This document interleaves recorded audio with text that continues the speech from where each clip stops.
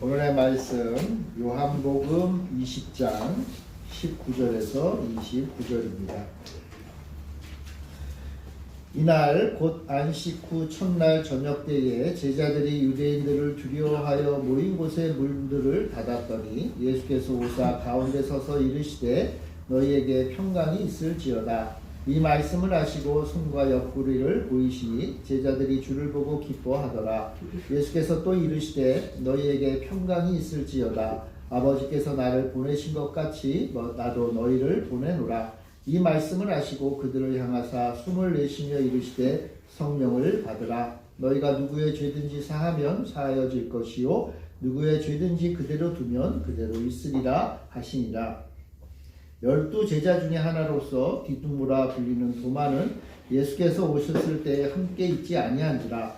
다른 제자들이 그에게 이르되 우리가 주를 보았노라 하니 도마가 이르되 내가 그의 손에 못자국을 보며 내 손가락을 그 못자국에 넣으며 내 손을 그 옆구리에 넣어보지 않고는 믿지 아니하겠노라 하니라. 여드레를 지나서 제자들이 다시 집 안에 있을 때에 도마도 함께 있고 문들이 닫혔는데 예수께서 오사 가운데 서서 이르시되 너희에게 평강이 있을지어다 하시고 도마에게 이르시되 내 손가락을 이리 내밀어 내 손을 보고 내 손을 내밀어 내 옆구리에 넣어보라. 그리하여 믿음 없는 자가 되지 말고 믿는 자가 되라. 도마가 대답하여 이르되 나는 나의 주님이시요 나의 하나님이시니이다. 예수께서 이르시되 너는 나를 본고로 믿느냐? 보지 못하고 믿는 자들은 복되도다 하시니라. 아멘. 부활의 기쁨이 충만하시기를 바랍니다.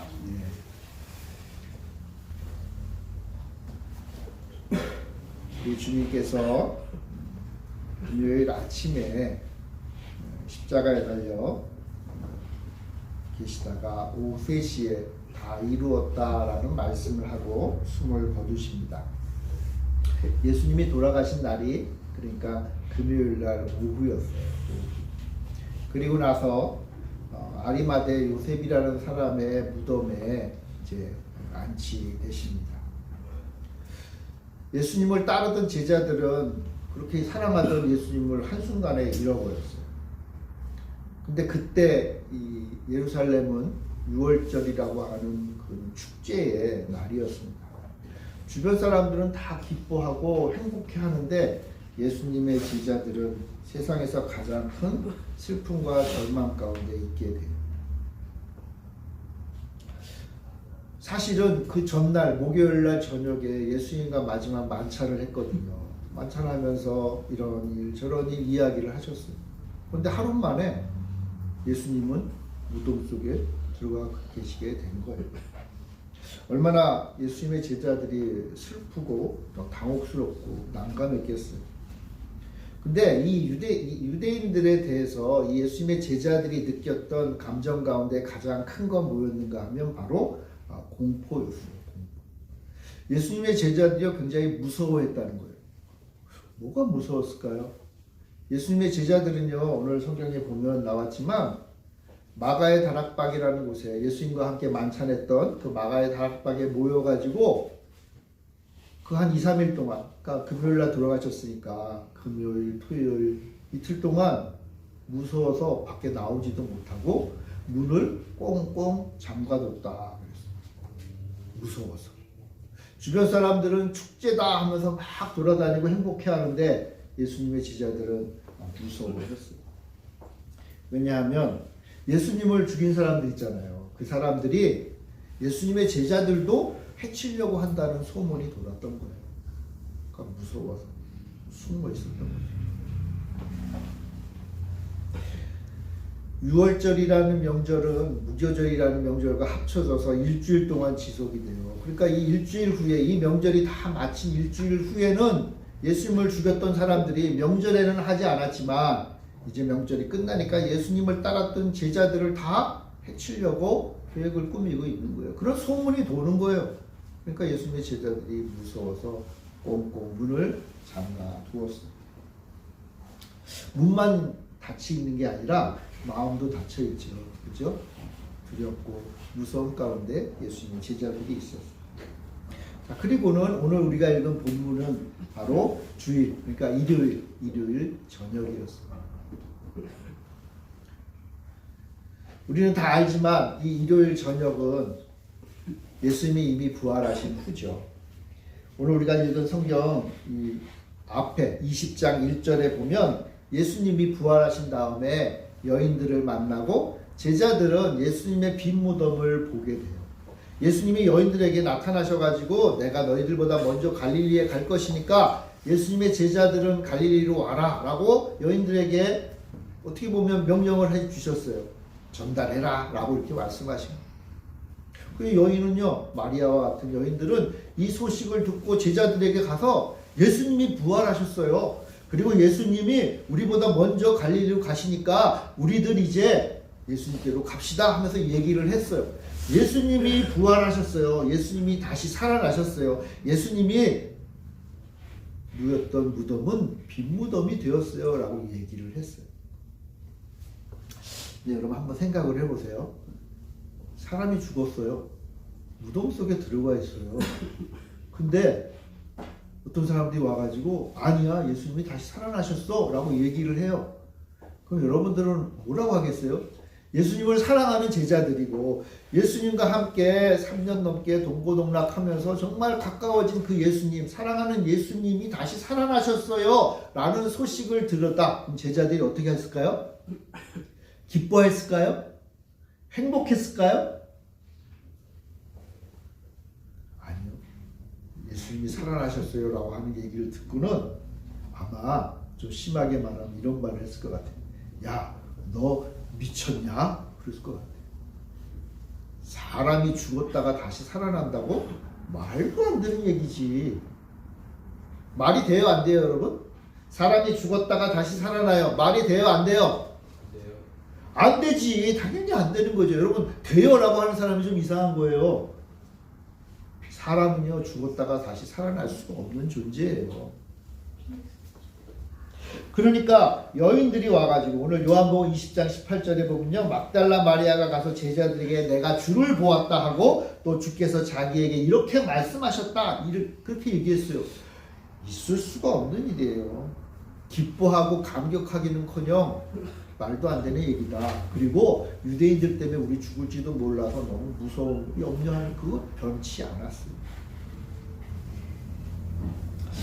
이상하죠? 예수님이 부활하셨다. 주님의 부활의 소식을 들었는데 제자들이 두려워해요. 예수님이 다시 살아나셨다 라고 하는 이 놀라운 소식을 들었는데 예수님을 따랐던 사람들이 더 걱정을 해요.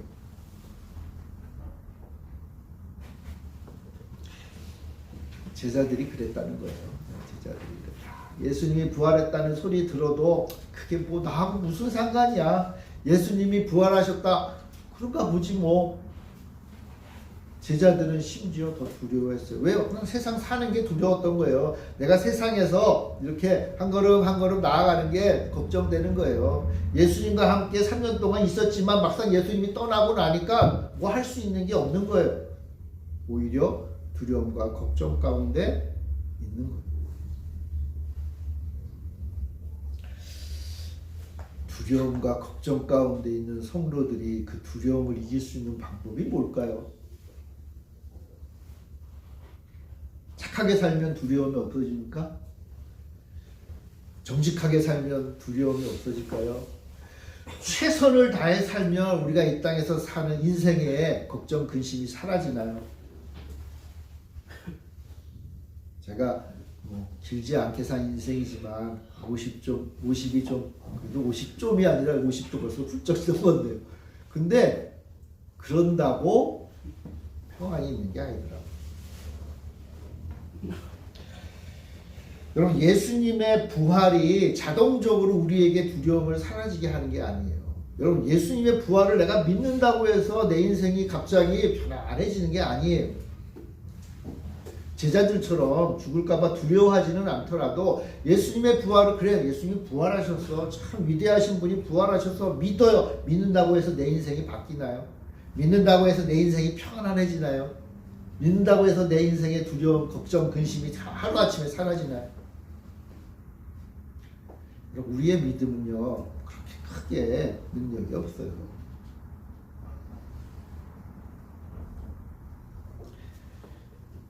무엇이 필요한가 하면 부활하신 예수님이 우리에게 오셔야 돼요. 부활하신 예수님을 우리가 만나야 돼요. 예수님이 제자들을 찾아오시는 시간이 필요했던 거예요. 아무리 부활의 소식을 들어도 예수님을 만나지 못하면 걱정, 두려움이 사라지지 않아요. 여러분, 아무리 교회 나온다고 해서, 아무리 예배 드린다고 해서, 아무리 기도한다고 해서 걱정, 근심이 사라지는 게 아니에요. 어떻게 하면 걱정, 근심이 사라지는지 아세요? 예수님을 만나야 돼요. 부활하신 예수님을 만나야 돼요. 근데 우리가 예수님 만나기 쉽지 않아요. 그럼 어떻게 해요? 예수님이 그래서 우리를 찾아오시는 거예요. 예수님이 우리를 만나기 위해서 오시는 거예요. 제자들도 예수님이 만나러 오셨어요. 예수님은요, 닫혀있는 문을 뚫고 찾아오셨어요. 그리고 제자들에게 뭐라고 말씀하셨는가 하면 평강이 있을지어다 그랬어요. 평강이 있을지어다. 예수님이 첫 번째 제자들에게, 무서워서 벌벌 떠는 제자들에게 하신 첫 번째 말씀이 뭐냐? 평강이 있을지어다. 그러면서 자신의 손과 옆구리를 보여주셨어요. 여러분 19절 20절 같이 한번 다시 읽어볼까요? 19절 20절 시작. 이날 곧 안식 후 첫날 저녁 때에 제자들이 유대인들을 두려워하여 모인 곳에 문들을 닫았더니 예수께서 오사 가운데 서서 이르시되 너희에게 평강이 있을지어다. 이 말씀을 하시고 손과 옆구리를 보이시니 제자들이 주를 보고 기뻐하더라. 평강. 여러분, 이 평강은 원래 그 구약 성경에 말하면 샬롬이라는 말이에요. 샬롬. 여러분 샬롬이라는 단어 들어보셨어요? 이 샬롬이라는 말이 이제 우리 성경에서는 평강으로 번역을 한 거예요. 이 샬롬은 원래 뭐냐 하면 하나님의 백성들에게 하나님이 주시는 평강이에요. 이 세상의 평강이 아니라 하나님이 주는 평강. 하나님이 함께 할 때 얻는 평강. 내 안에 하나님의 영이 가득할 때 얻게 되는 평강입니다. 내 주변은요 비바람이 부고 폭풍우가 치고 온갖 난리가 치는데 근데 내 마음은 평안해요. 여러분 이게 바로 하나님 주시는 평강이에요.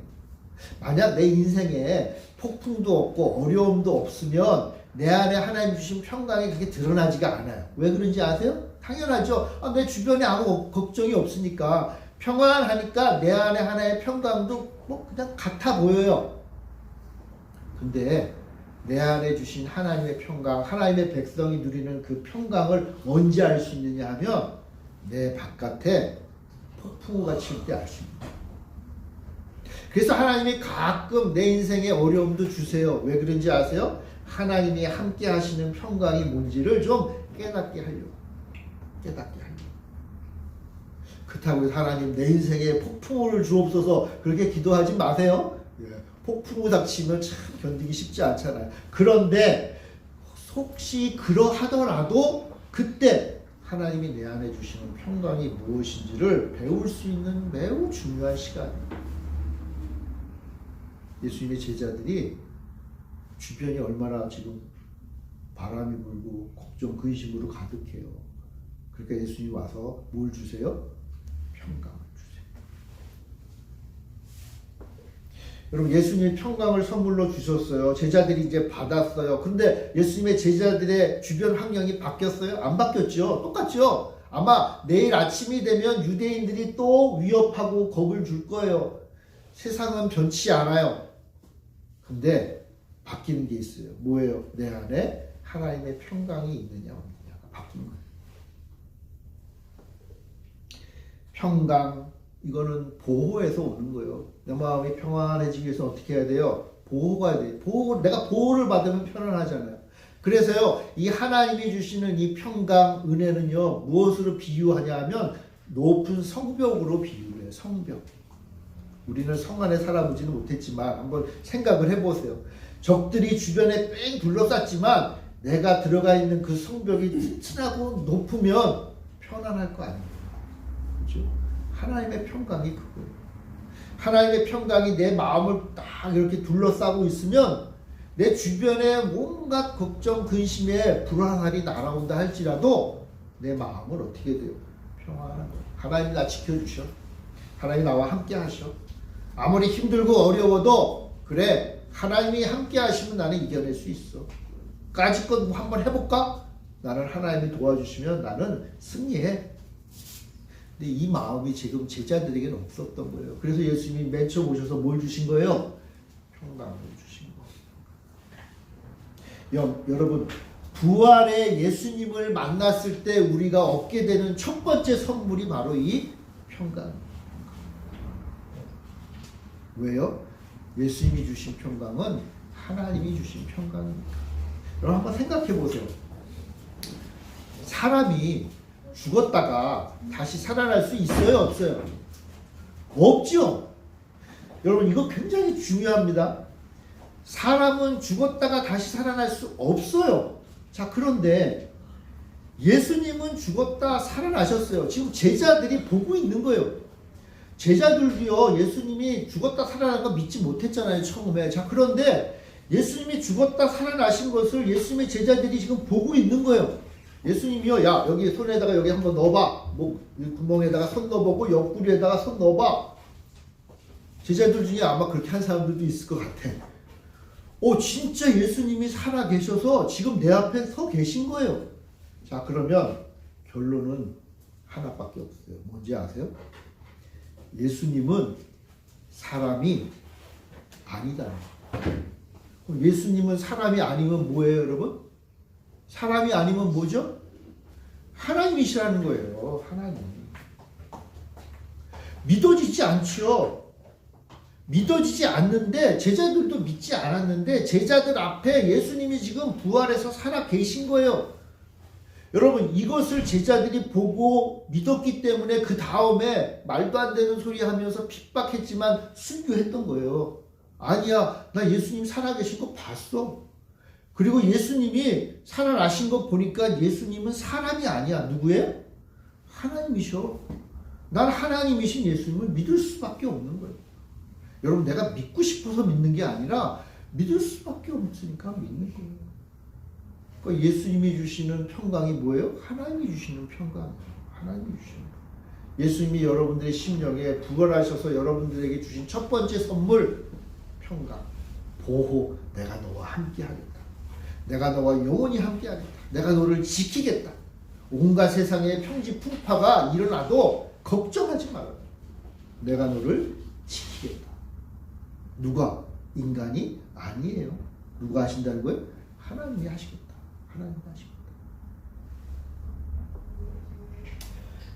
여러분, 부활한 주님으로부터 이 놀라운 평강을 선물로 받는 여러분들이 되시기를 바랍니다.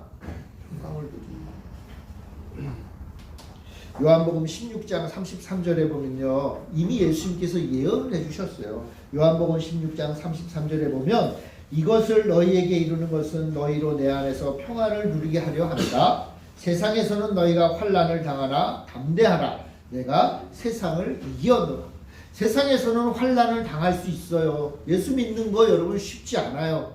예수 믿는 거 드러낼 때 욕도 먹고, 심지어 우리나라는 그렇지 않지만 전 세계 어느 곳에서는요, 목숨을 내어놓아야 될 때도 있어요. 그러한 때가 있다는 거예요. 그러나 내가 세상을 이겼고 내가 너희에게 평강을 주고 내가 너희를 보호하겠다. 그러니 어떻게 하라는 거예요? 평화를 가지라. 내가 너희와 함께 하겠다. 한번 따라해 보세요. 내가 너희와 함께 하겠다. 이 은혜가 여러분들에게 임하기를 바랍니다. 자, 그런데 예수님은 이렇게 평강을 주시고 선물을 주시고, 예수님도 맨입으로 하지 않으시겠죠? 우리에게 사명을 주세요.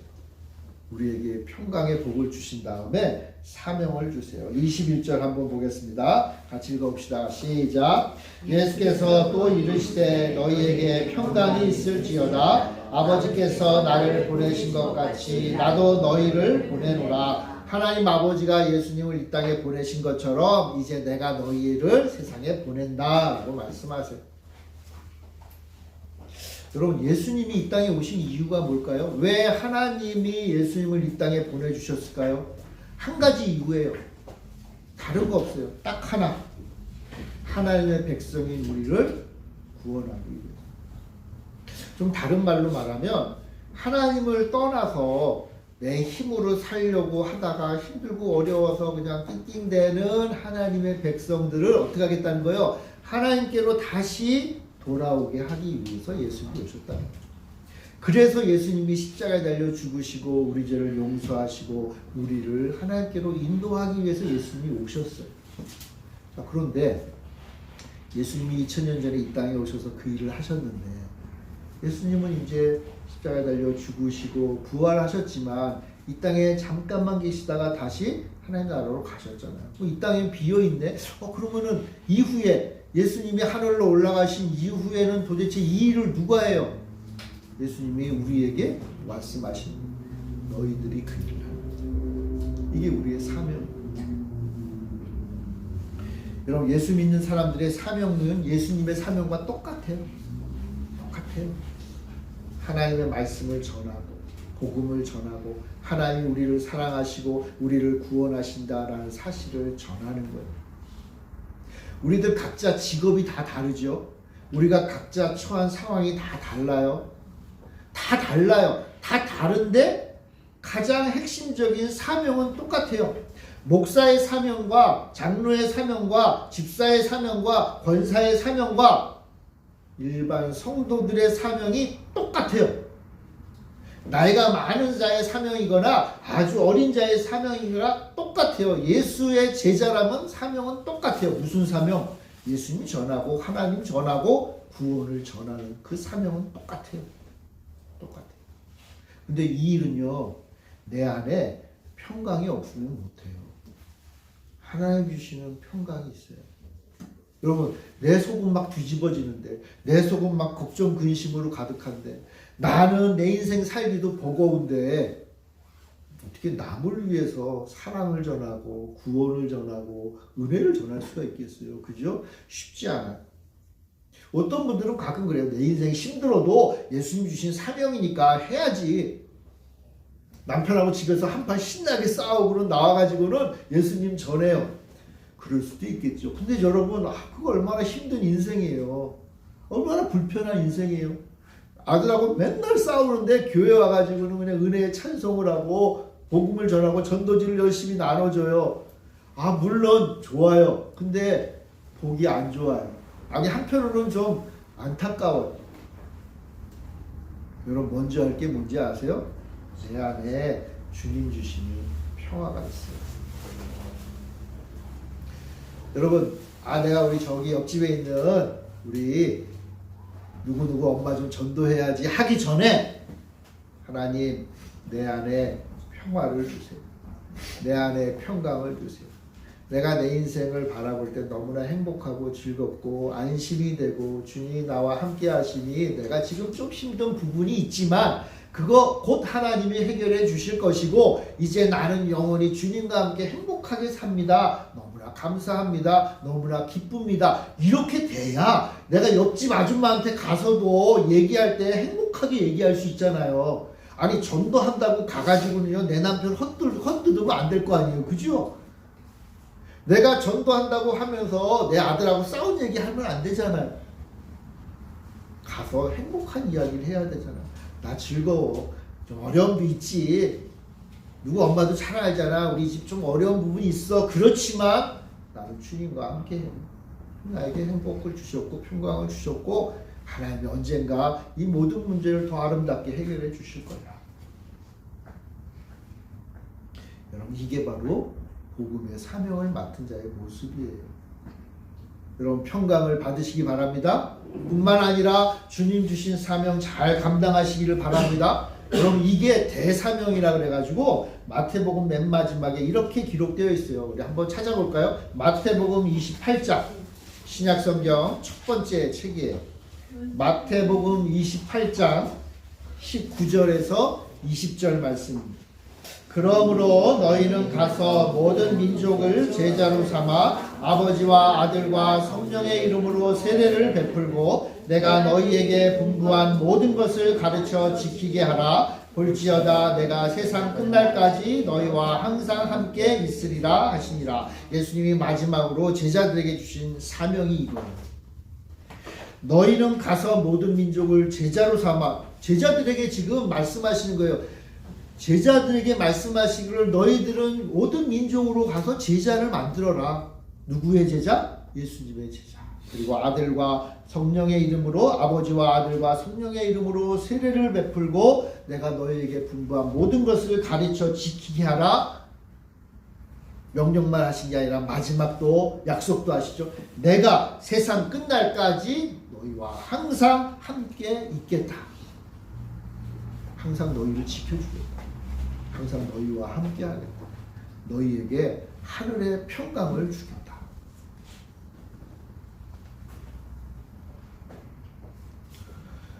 이 사명이 우리에게 임했어요. 여러분들의 삶이 각자의 직업이 있고 해야 될 사명들이 있죠. 일들이 있죠. 그거 잘 하세요. 아버지는 아버지의 역할, 어머니는 어머니의 역할, 자녀는 자녀의 역할, 학생이면 학생의 역할, 직장인이면 직장인의 역할 다 잘 하셔야 돼요. 다 하는데 거기에 플러스 하나님 믿는 우리들은 이 사명을 받은 거예요. 언제 어디서나 하나님이 열어주시는 상황에서 예수 그리스도를 증거하는 거예요. 그런데 기쁨으로 증거하라. 평강으로 증거하라 하는 거예요. 자, 그런데 이 사명 감당하는 게 쉽지는 않죠. 그래서 예수님께서 놀라운 힘을 우리에게 주세요. 바로 성령을 선물로 주시는 거예요. 성령을 통해 주님의 힘을 얻고 하나님이 나와 함께 하시는 것을 진정 깨닫고 확신을 하고 하나님의 영이 내 안에 계신 것을 믿고 느끼고 경험하면서 이 사명들을 감당해 가는 거예요. 그래서 여러분 성도들이 기도할 때, 우리들이 기도할 때 여러분 이 기도를 꼭 하세요. 하나님, 나에게 성령의 충만함을 주세요. 성령님이 나와 함께 하신 것을 내가 깨닫게 해주세요.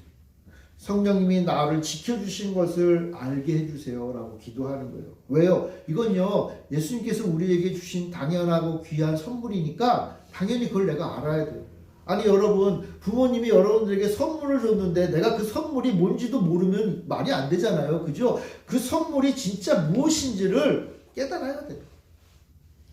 우리 교회 모든 성도님들 주님의 이 사명을 감당하는 성령 충만한 성도님들이 되시길 바랍니다. 네. 자, 그런데 예수님 만나가지고 이 두 가지 선물을 받았단 말이에요. 평안을 얻고 성령의 충만한 사명도 받았어요. 다 된 것 같잖아요. 근데 문제가 생겼어요. 예수님의 제자들이 많이 있긴 있었는데 빠진 사람들이 있네. 빠진 사람. 모두 다 예수님과 함께 하지 못했어요. 24절에 보면요. 12 제자. 교회의 최고 어떻게 보면 지위에 있는 분이잖아요. 근데 12 제자 중에 하나로서 디두모라 불리는 도마. 도마 같은 사람들이 예수님을 그때 못 만났어요. 심지어는요. 디도는 이런 말을 해요. 도마는 이런 말을 해요. 25절에 보면 우리가 주를 보았다. 제자들이 얘기하니까 도마가 이르되 내가 그의 손에 못자국을 보며 내 손가락을 그 못자국에 넣으며 내 손을 그 옆구리에 넣어보지 않고는 믿지 아니하겠다. 굉장히 자세하게 얘기를 하죠. 그죠? 혹시 여러분들 가운데 이런 분들 계세요? 이렇게 좀 꼬장꼬장하게 따지고 나쁘다는 의미는 아니에요. 내가 확실한 거 아니면 나 안 믿어. 그런 분들 있죠? 그죠? 도마 같은 사람.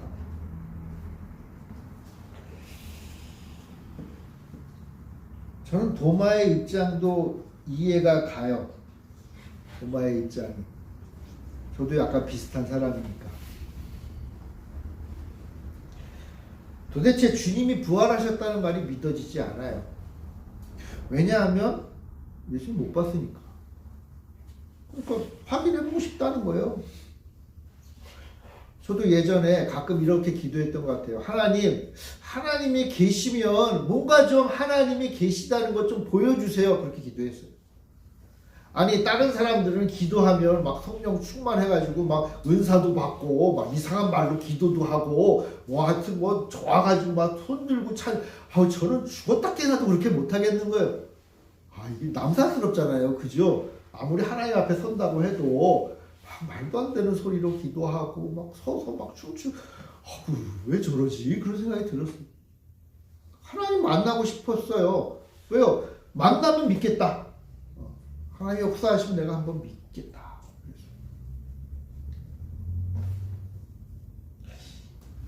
하나님이 살아계신 것을 경험을 했죠. 그러니까 여기 목사하고 있겠죠. 이건 나중에 얘기할게요. 물어보시면 나중에 얘기 드릴게요. 그런데 확실한 건 도마의 마음이 이해가 예수님 못 봤잖아요. 그죠? 그리고는 한 주일 후에 그 다음 주 주일날 이 일이 또 벌어진 거예요. 난 못 믿어. 제자들이 얘기하니까 예수님 봤어 하는데 나 못 믿어. 나도 저희 못 믿어. 근데 놀라운 일이 벌어지죠. 예수님이 또 나타나셨어요. 그럼 예수님이 왜 한 주일 후에 굳이 또 나타나셨을까요? 왜? 이미 첫 번째 주일 저녁에 다 얘기해 주셨잖아요. 왜요? 저는 이런 생각이 들어요. 예수님께서 도마도 엄청나게 사랑하십니다. 도마를 요 모양 요 꼴로 놔두면 도마는 어떤 사람이 돼요? 예수님의 부활을 못 믿는 사람이 됩니다. 도마가 예수님 엄청 사랑했던 사람이에요. 예수님을 위해서 생명을 걸 만한 믿음의 사람이었어요. 근데 예수님이 부활하신 거 이거 원래 믿어지지 않는 이야기거든요. 그러니까 믿을 수가 없는 거예요. 어떤 면에서 보면 도마는 정직한 사람이에요. 남들에 휩쓸려서 믿는 사람이 아니라 내 확신과 주관을 가지고 믿는 사람이에요. 그러니까 이런 사람이 사실은 무섭죠. 진짜 믿으면 정말 큰일 날 사람들입니다. 그러니까 예수님 입장에서는 도마가 너무 안타까워요. 내 사랑하는 도마가 나를 못 믿네. 내가 부활한 걸 못 믿네. 그 어떻게 해서 예수님이 한 번 더, 그 바쁘신 예수님이 한 번 더 나타나셨어요. 그러면서 27절에 말씀하시죠. 우리 27절 같이 한번 읽어봅시다. 시작. 도마에게 이르시되 내 손가락을 이리 내밀어 내 손을 보고 내 손을 내밀어 내 옆구리에 넣어보라. 그리하여 믿음 없는 자가 되지 말고 믿는 자가 되라. 믿음 없는 자가 되지 말고 믿는 자가 되라. 그럼 주님이 우리에게 말씀하세요. 믿음 없는 자가 되지 말고 믿는 자가 되라. 믿는 자가 되는 게 정말 중요한 거예요. 도마는 깨닫죠. 도마도 예수님 봤으니까 깨달은 거예요. 부활하신 예수님을 봤어요. 뿐만 아니라 예수님의 말씀에 내 양심이 좀 찔렸어. 여러분 앞으로는요 도마처럼 제자들처럼 예수님이 살아계신 걸 직접 보지 못하는 세대가 돼요. 여러분 초대교회는요 예수님이 승천하신 다음부터는 초대교회 성도들은 더 이상 예수님 못 보잖아요. 그죠? 그렇지만 예수님이 그래서 말씀하시는 거예요. 눈으로 보고 믿는 것보다 더 중요한 게 있다. 나를 먼저 본 사람들의 증언, 그들의 말, 목숨을 바쳐서 예수님이 살아계신다라고 하는, 예수님이 부활하셨다라고 내 생명 걸고 주장하는 그 증인들의 말을 듣고 믿어라. 그리고 나서 마지막 절에 이렇게 말하잖아요. 너는 나를 본 거로 믿느냐? 보지 못하고 믿는 자들은 복되다. 여러분 우리는 예수님이 부활하신 것을 보고 믿는 사람이에요? 보지 못하고 믿는 사람이에요? 우리는 보지 못하고 믿는 사람이죠. 본 사람이 있어요. 맨 처음에 그들은 증인이라 그래요. 그 증인들은 보고 자기 생명 걸고 이 말씀을 전했어요. 이후로는요 예수님을 보지는 못해요. 그렇지만 생명권 증인들의 말을 이제 듣고 믿는 거예요. 예수님이 딱 선포했어요. 보고 믿는 자도 좋지만 누가 더 복되다? 보지 못하고 믿는 자. 그게 진짜 믿음이라는 거예요. 여러분, 보고 만지고 믿는 게 뭐가 믿음이에요? 사과가 빨개요. 보고 빨갛네? 그게 믿는 거예요? 믿는 거죠. 그것도 믿는 거죠. 근데 그것보다 더 복된 믿음이 있다는 거예요. 뭐예요? 전에 듣는 거예요. 사과가 빨개. 그래? 그 말을 하는 너를 믿고 그 말을 전한 자의 말을 내가 믿고 생멸건 자들의 말을 믿고 그래서 사과가 빨갛네. 나 믿어. 우리가 예수님의 부활하심을 믿는 건 뭔지 아세요? 생명건 사람들의 말을 믿는 거예요.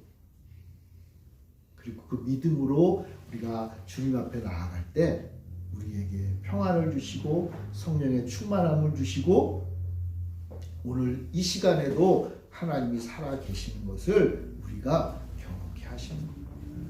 그러니까 궁극적인 건 뭐예요? 믿어라. 믿음이 중요하다는 거예요. 믿음이 중요해요.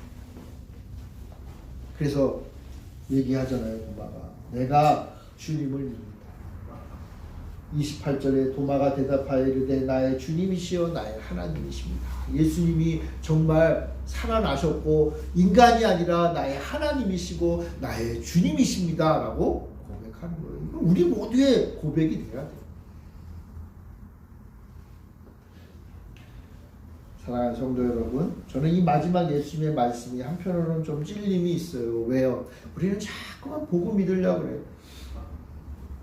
하나님, 내 사업이 잘 돼야 믿겠어요. 내가 건강해야 믿겠어요. 내가 대학에 붙어야 믿겠어요. 내가 좋은 직장을 가져야 믿겠어요. 내가 사람들과의 관계에서 회복이 되면 있겠어요. 봐야 믿겠다고 자꾸만 얘기를 해요. 그럼 보고 믿는 것은 어떤 면에서 보면 그냥 초보의 믿음. 그러나 진정한 믿음 뭐예요? 그래, 내가 지금 그것을 손에 쥐지는 못하지만 나를 사랑하셔서 나를 위해 생명 거신 하나님이신 예수님이 나를 지키시고 나를 보호하시고 나와 함께 하시고 내가 너에게 큰 복을 주겠다라고 말씀하시니까 믿는 거예요. 하나님 말씀하시니까 믿는 거예요. 사람이 말하니까 못 믿죠. 여러분, 목사가 아무리 말해도 여러분 그렇게 많이 믿지 마세요. 목사는 한계가 있는 사람인 거예요. 여러분, 남편이 한 말 너무 믿지 마세요. 아내가 한 말 그렇게 믿을 만한 게 못 돼요. 여러분, 자식이 효도한다고 말한 거 그렇게 믿지 마세요. 부모님이 여러분들에게 큰 복을 주겠다고 한 거 그렇게 신뢰하지 마세요. 하고 싶어도 못하는 게 인간이에요. 그러나 우리 하나님은 어떤 분이에요? 하고 싶은 마음도 있으시고 하고 할 수 있는 능력도 가지시고 무엇보다도 우리를 세상 무엇보다도 사랑하시는 분. 그러니 그분의 말을 믿어야지. 아니, 우리가 세상 살면서 도대체 누구를 믿어요? 누구를? 하나님을 믿는 거예요. 예수님이 그런 분이에요? 하나님은 그런 분이에요? 목사님만 그런 거 아니에요? 목사님이 그냥 그런 말 지어낸 거예요? 아니에요. 저는 성경에 써 있으니까 그냥 전할 뿐이에요. 여러분, 정말 하나님이 나를 사랑하시고 나와 함께 하시고 나의 모든 것을 채워주실 분이라는 것 알고 싶으세요? 그럼 성경을 읽어보세요. 뭐라고 써 있나?